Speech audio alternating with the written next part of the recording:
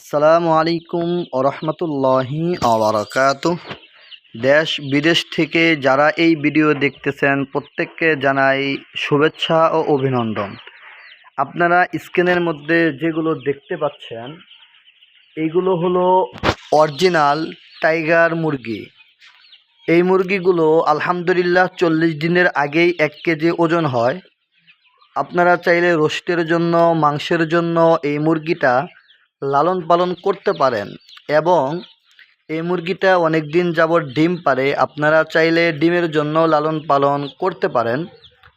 তো এই মুরগিগুলো কোথায় এবং কিভাবে পাবেন?